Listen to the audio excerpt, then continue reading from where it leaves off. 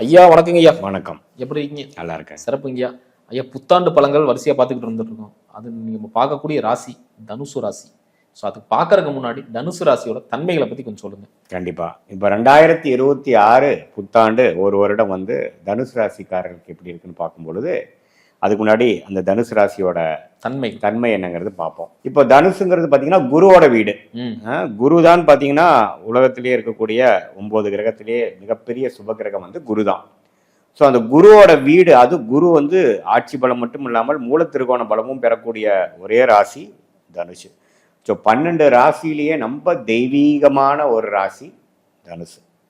அதாவது கோயில் ஆலயத்தை போல கொடுக்கக்கூடியது. அதாவது உளவியல் ஜோதிடத்தில் தனுசுங்கிறது கோயில் ஸ்தானங்கள், தெய்வஸ்தானங்கள், இது மாதிரி விஷயங்களை தான் அந்த தனுசுங்கிற ராசி வந்து உலக ஜோதிடத்தில் அந்த மண்டேன் அஸ்ட்ராலஜி என்று சொல்லப்படுகிற ஒரு இடத்துக்கும் ஒரு நாட்டுக்கும் நம்ம சொல்லுவோம் இல்லைங்களா, அந்த அடிப்படையில் தனுசு அவ்வளோ வந்து ஒரு தெய்வீகமான ஒரு ராசி.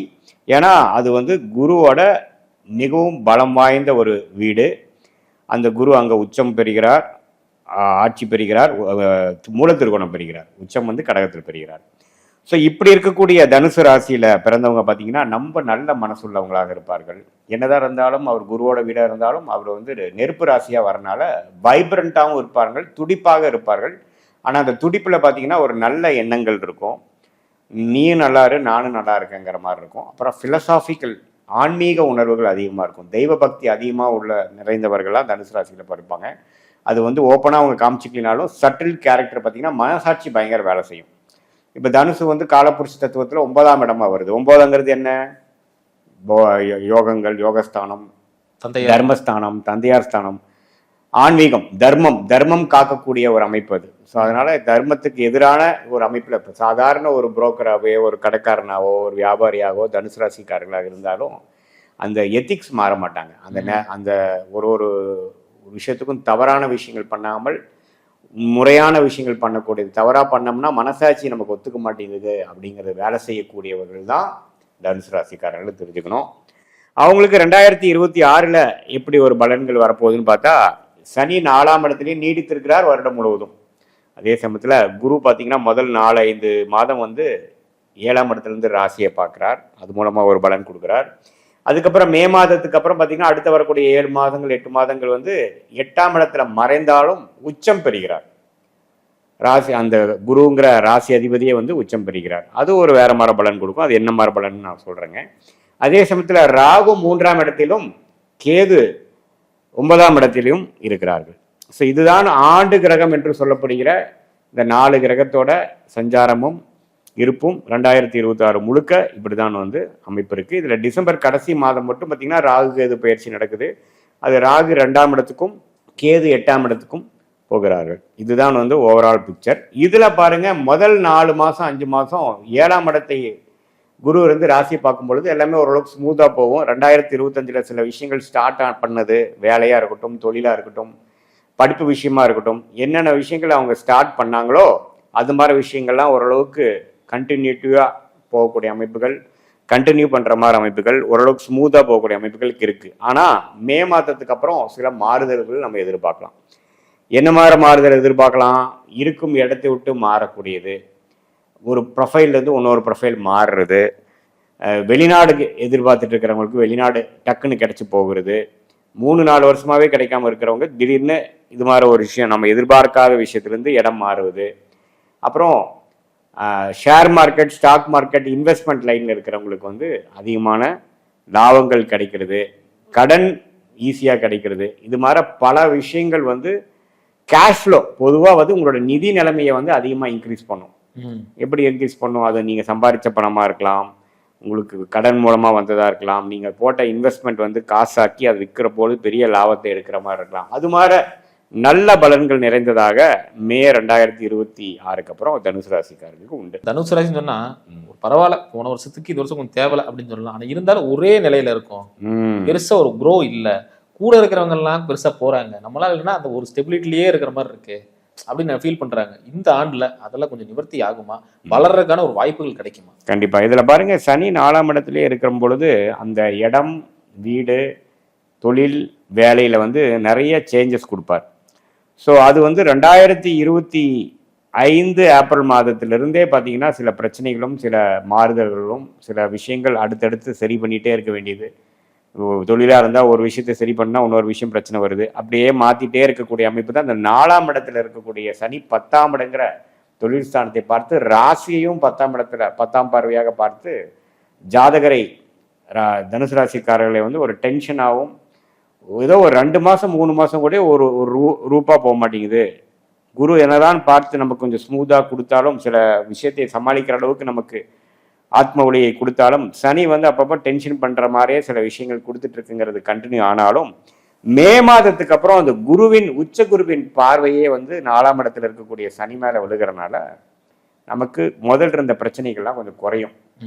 ஸோ கடந்த 2025 எப்போதான் நமக்கு விடிவு காலம் வருமோ எல்லா இடத்துலையுமே கொஞ்சம் பிரச்சனைகள் வந்துட்டே இருக்குது. ஒன்று சரி பண்ணால் ஒன்னோட ப்ராப்ளம் ஆகுது. ஒரு நிம்மதியாகவே நம்ம ஒரு ஸ்ட்ரெச் வாழ முடியலைங்கிற மாதிரி இருக்கக்கூடிய தனுசு ராசிக்காரர்களுக்கு அது கொஞ்சம் ஸ்மூத்தாக எல்லாமே கொஞ்சம் சால்வ் ஆயிடுச்சு. இப்போ கொஞ்சம் ரூபாக தான் போயிட்டு இருக்குது. இப்போ பெரிய பெரிய மாற்றங்கள்லாம் வருது இல்லை.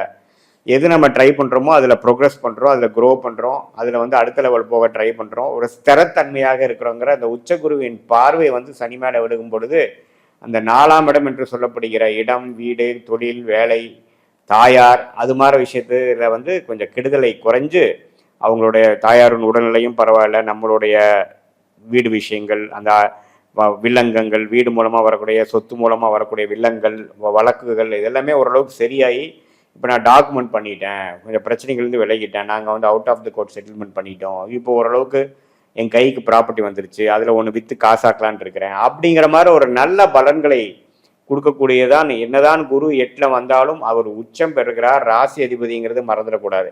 ஸோ அந்த 8ஆம் வீட்டோட நல்ல பலன்களை கொடுப்பார். 12ஆம் பாவத்தை பார்க்குறாரு, 2ஆம் பாவத்தை பார்க்குறாரு, அப்புறம் 4ஆம் பாவத்தில் இருக்கக்கூடிய 4ஆம் வீட்டில் இருக்கக்கூடிய சனியும் பார்க்குறாரு. ஸோ அது மூலமாக என்னென்னா மறைமுக இன்கம், நம்மளோட சொத்து காசாக்குறது, சொத்து கைக்கு வர்றது, லோன் கிடைக்கிறது, அடுத்தவங்க பணம் நமக்கு வர்றது, வரவேண்டிய பணம் நமக்கு வர்றது, பல வருஷமாக செய்த ஹார்ட் ஒர்க்குக்கு வேணுங்கிற லாபம் பெறுவது, கூட்டு முயற்சி கூட்டு தொழிலாக பண்ணுறவங்களுக்கு வருது, மனைவி மூலமாக சொத்து வருது, மனைவியாக இருந்தால் கணவனுக்கு மூலமாக வர்றது, கணவனாக இருந்தால் மனைவி மூலமாக சொத்து வருது. ஏன்னா 8ஆம் இடங்கிறது 7ஆம் இடத்துக்கு 2ஆம் இடம் இல்லையா.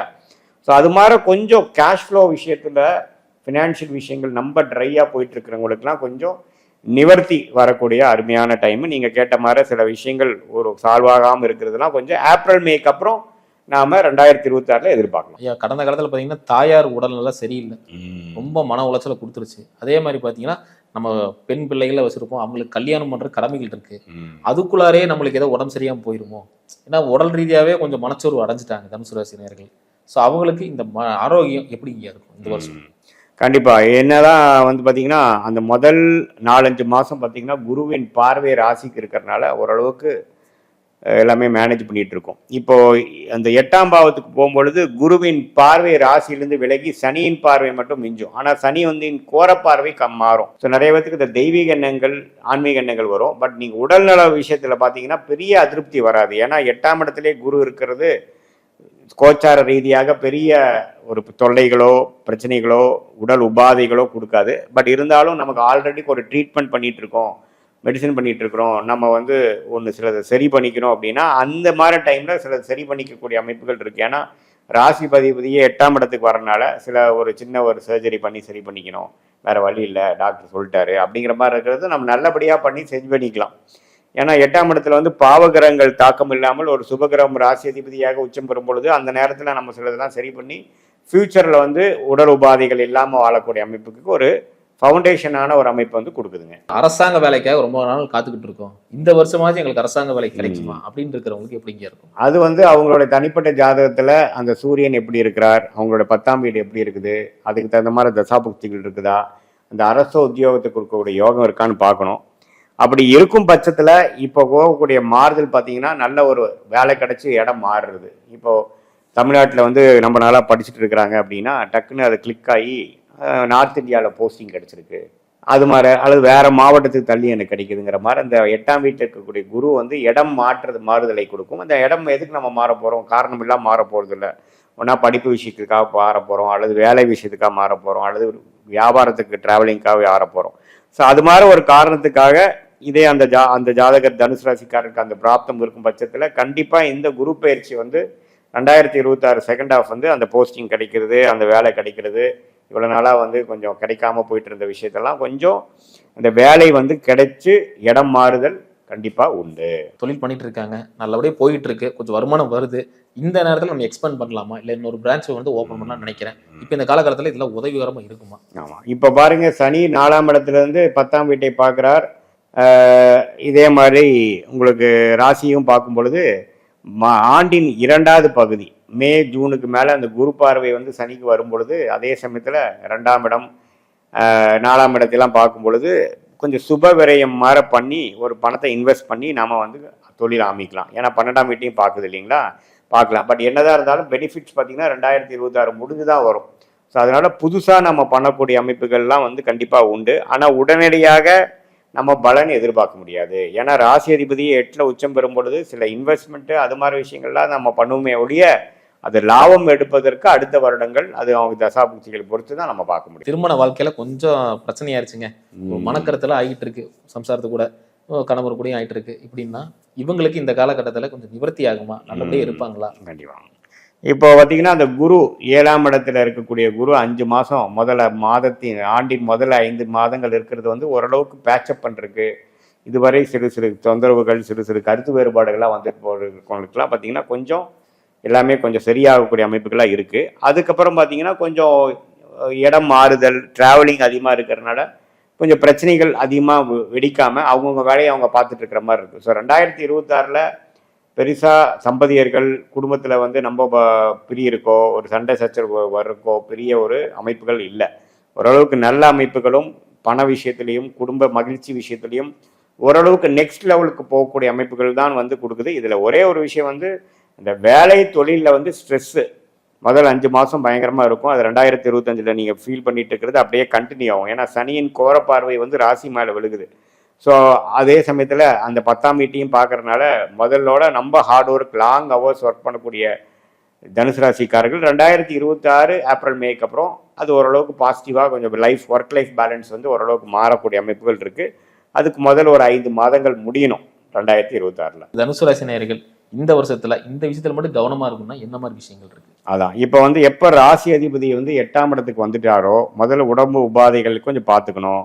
அதே சமயத்தில் அடுத்தவங்களுக்கு பணம் கொடுக்கறது, பணம் வாங்குற விஷயத்தில் கொஞ்சம் கேர்ஃபுல்லாக இருக்கணும். கசாமுசாண்டு நம்ம வந்து நம்பி ஏதோ யாருக்கோ கொடுக்கறது, அவன் நான் அடுத்த வாரமே திருப்பி கொடுக்குறான்னு சொல்கிறது, அது மாதிரிலாம் ஒரு பெரிய தொகையை நம்ம கொடுத்து பண்ணோம்னா நிறையா நான் கேள்விப்படுறேன். என்னோட கிளைண்ட்ஸ்லாம் சொல்கிறாங்க, சார் ஒரு சின்னதாக ஒரு உதவி பண்ண என்னோட நேரம் பாருங்கள், உதவி வாங்கின நண்பர் வந்து திடீர்னு காலமாயிட்டார். அப்புறம் அவங்க மீதி அவங்க ஃபேமிலி மெம்பர்ஸ்கிட்ட இருந்து அதை வாங்குறதுக்குள்ளே போதும் ஆகுது, ஒன்றுமே நமக்கு வரல. அது மாதிரிலாம் திடீர்னு ஒரு சிக்கலில் போய் மாட்டோம். ஏன்னா 8ஆம் இடத்துல ராசி அதிபதி போகும்போது நம்ம நமக்கு என்ன வேணுமோ அது மட்டும் பண்ணிட்டு போகிறது, அடுத்தவங்களுக்காக போய் ஆஜராகி ஏதோ நம்ம பண்ணோம்னா தேவையில்லாத சிக்கல் மாட்டக்கூடிய அமைப்புகள் உண்டு. ஸோ அதில் வந்து தனுசு ராசிக்காரர்கள் 2026 கொஞ்சம் கேர்ஃபுல்லாக இருக்கணும். ஐயா, தனுசு ராசிக்கு எவ்வளோ மதிப்பெண்கள் தரீங்க? கண்டிப்பாக இது மாதிரி கிரக அமைப்புகள் இருக்கிறனால ஓரளவுக்கு நல்ல மாற்றங்களும் நிறைந்ததாக செகண்ட் ஹாஃபில் வரனால 100க்கு ஒரு 70 மதிப்பெண்கள் நல்ல பிராப்தங்களும் பலாபலன்களும் நிறைந்ததாக தனுசு ராசிக்காரர்கள். சிறப்புங்க, அற்புதமாக சொன்னீங்க. மீண்டும் அடுத்த காலையில் அடுத்தடுத்த ராசிகளை பற்றி பார்க்கலாம். நன்றி.